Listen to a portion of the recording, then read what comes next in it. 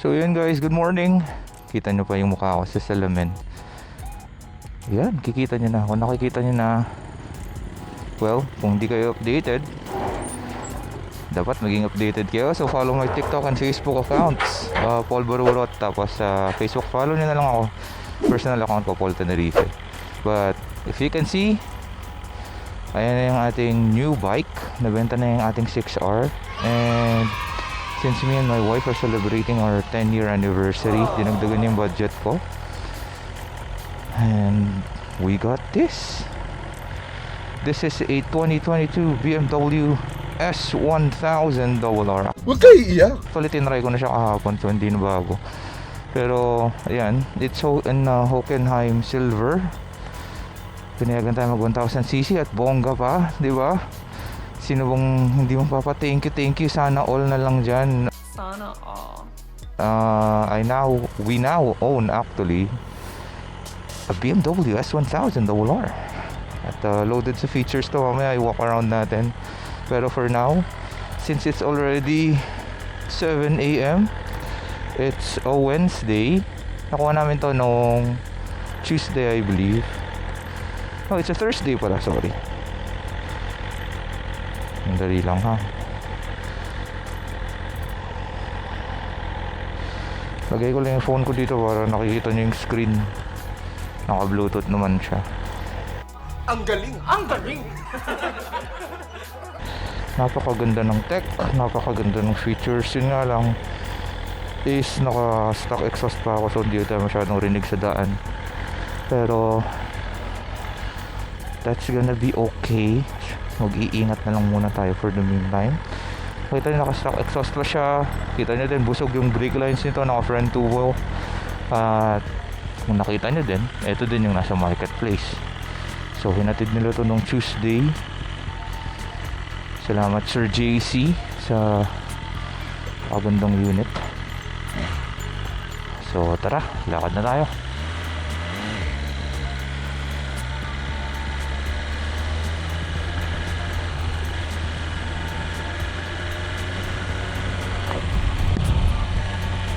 Sabi nila, actually bago namin kinuha to, syempre nanood muna ako ng mga reviews. Excited ako eh. Sino ba di mo ma-excite, di ba? Pag sinabi mong BMW S1000 RR. Mapapa-English ka daw dito pag ito yung gamit mong bike eh. Pero kita nyo, naka road mode tayo. Nakuha natin to 8091 Odo. Napakagandang bike. Pero yun nga, sabi nila is boring daw yung bike na to. Ako naiintindihan ko ba't nila nasasabi yun, kasi galing ako ng 6R, ramdam ko lahat. So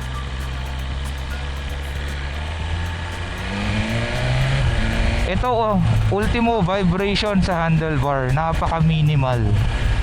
Hindi ka mukha dun sa pinanggalingan natin na 6R. Ramdam mo lahat dun eh. It's like a raw bike.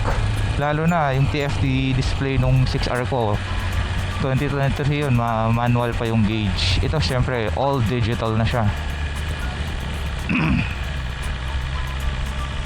The tech, ramdam mo yung tech niya, napaka smooth ng auto blip and quick shift niya. Wala kang mararamdaman. Kaya siguro nila nasasabing boring yung bike.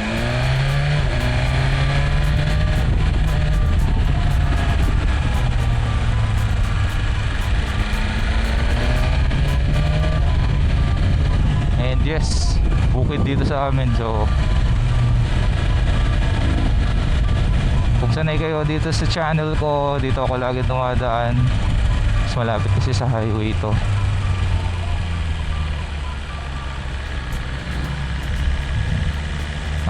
Anyway, speaking of the exhaust, no, tahimik pa siya ngayon, kaya na-enjoy ko siya ng umaga dahil nako, nagpalit na to next week. Good morning neighbors na tayo. Baka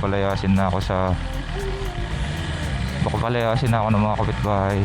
Alam ko 1000cc na to, pero ngayon dahil naka-stock exhaust siya, power delivery pa lang niya is parang 600. So hindi ako masyado nalibago.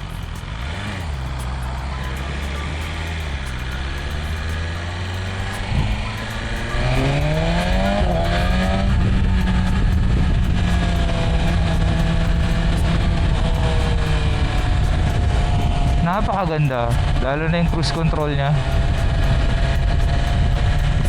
And kahit iwan mo siya umaandar, pahinga yung likod mo sa expressway. Actually, that's one of the features kung ba't nabenta sa atin tong, or mabenta kay Mrs. tong BMW.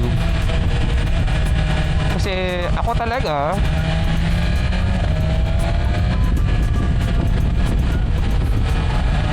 Ducati talaga paborito ko.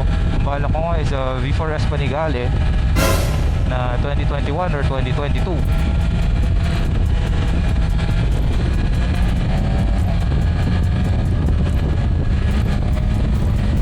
Kaya lang si Mrs. kasi,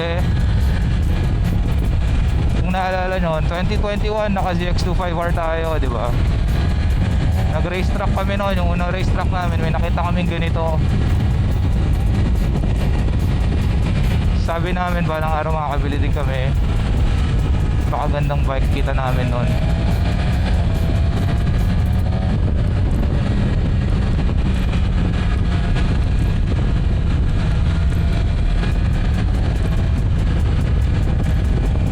Sabi namin balang araw makakabili din kami nito. So yan na, kung nakikita nyo, ganda ng gauge, everything.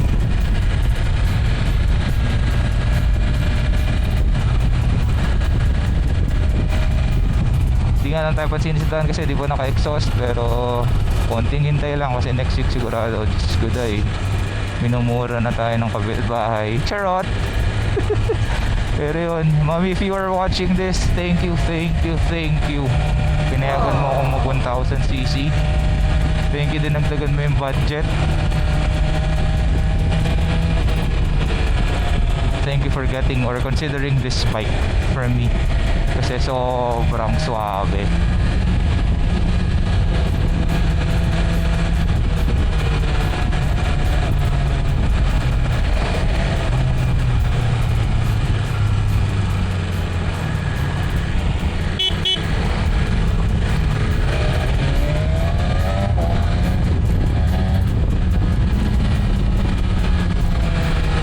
Napakagaan.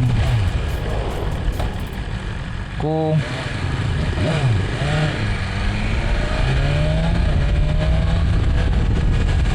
nanggaling kayo sa manual bike like Rotec, ABS lang ang meron, quick shifter, traction control na 1 to 3, power modes.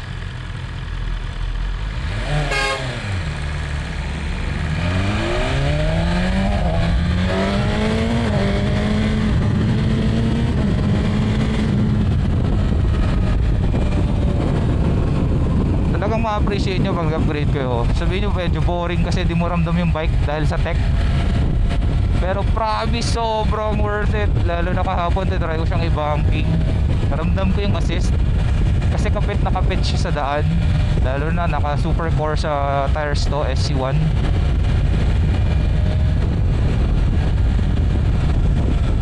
Ramdam na ramdam ko. I mean, sa road ko lang siya tinry kahapon, hindi siya truck, pero ang galing niyang ang dali niyang maniobra, ang dali niyang iliko, napakagaan.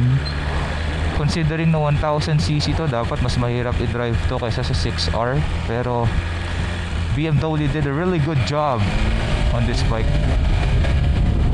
So ayan, I think it's living proof.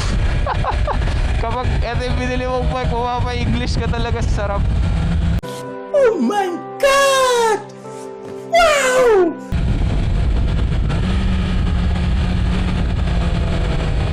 Noon yung hanggang 6k old rev pa lang nagagawa ko, ganyan siya kalakas.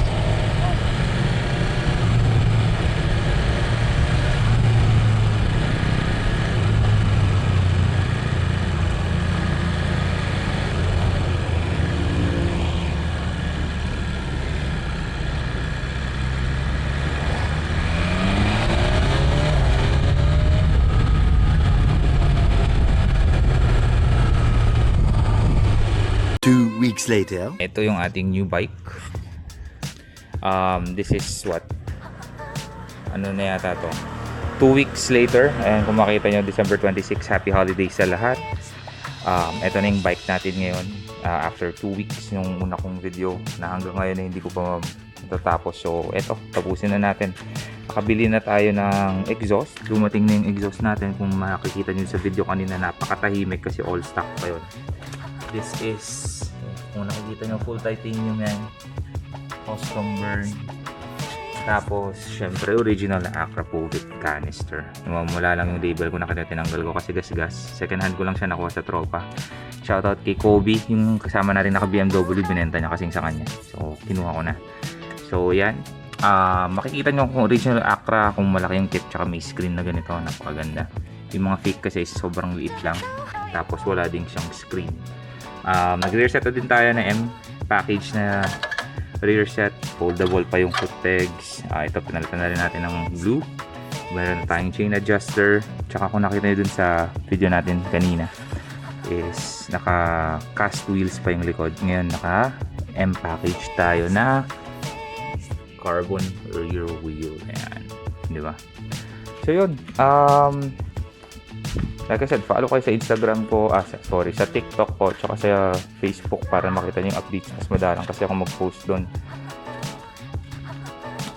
And yan, may chain adjuster na din tayo na anodized blue, naka KCT rear sprocket na to with the titanium nuts, naka 520 conversion chain na din siya, 30 links yata to. Tapos yan, naka GB Racing engine covers na din siya. May line cooler ako na balak bilhin, so dito mapupunta yan, hopefully available pa after the holidays. May RNG tayo na slider, medyo gas-gas na din. Tinanggal ko na yung stock side mirror natin, kung nakikita nyo doon sa video natin, may side mirror pa siya. Naka bar end na lang ako ngayon, malinis tingnan. Then sa titanium bolts, M package na levers, brake and clutch, full 6 na winglet. Yan, nakikita nyo, medyo all stock pa, mga konti-konting buting-ting pa lang yung mga kinabit ko. Block pops for the side mirror. Tapos naka Litec na din tayo na 333 bolt, 333 nut, Litec anodized na red. Then meron na rin tayong Litec na gas cap, tech spec na tank grips. Yan, tapos TWM na oil cap. Tapos naka RNG sliders na din tayo, axle front and rear. Tapos naka Litec din tayo na spools. Tsaka yung magandang part dito is this one. So naka front tubo tayo na steel braided. Yan, front tubo yan. Steel braided na brake lines na ABS, hindi siya ABS delete. Carbon na din yung ibang parts like this one, at saka tong rear fender natin. Ito kasama to sa rear sets. So overall, it's a good bike. Wala akong reklamo dito, sobrang solid. Hindi kamukha ng 6R. Actually, mas nagagaanan pa akong i-drive to kesa sa 6R. Hindi ko pa siya nasasagad and wala akong balak isagad kasi alam niyo naman, leather bike na yan, hindi nakamukha dati. Gold forks or Marzocchi, 2022 model to. Yung 2020 tsaka 2023 ang alam ko yung forks niya kulay black. So mas maganda to kasi parang ulimas. So yan. So yan pa lang naman, may mga padating pa akong parts. So hopefully madadagdagan to before the new year end. Sana mag-clear sila agad sa customs. Ang only worry ko lang is wala yung ating nakuha ko siya, wala na yung dito, yung front sprocket cover. Kasi na-convert na, siguro tinanggal nung dating may-ari. May padating akong carbon cover. Kasi kung nakikita nyo, pag nag-relube ako ng chain, tapos nag-ride ako, syempre di mo naman matatanggal lahat agad-agad, no? So medyo nagtatalsik siya. So which is I don't like. Syempre dudumihan yung bike. Then ito meron din pala swing arm nut cover na RNG. Original to na RNG. So nakakapanghinayang. Nababakbak na siya. So yun guys, watch out for the next video kasi I'm planning to get this tuned para ma-unlock yung niya. Hindi kasi to M package. So pag nag-M package ka, mas marami siyang riding modes, tsaka may mga features na ma-unlock, pati yung welcome screen. Kung nakita nyo din, ayan yung welcome screen niya. Yung generic na S1000 RR yung welcome screen niya. Pag M package to, M yung lilitaw, yung M logo. So yan, marami tayong content for this bike kasi marami pang patadating na parts. And then hopefully by January makakapag-track tayo. Sponsor na ni Mrs. Mag-enroll ako sa riding school. So watch out for that. So yun lang guys. Thank you for watching. And again, if you're not yet subscribed to the channel, please do. This is the new bike. We'll be having tons of fun with it. See you around, guys. Bye.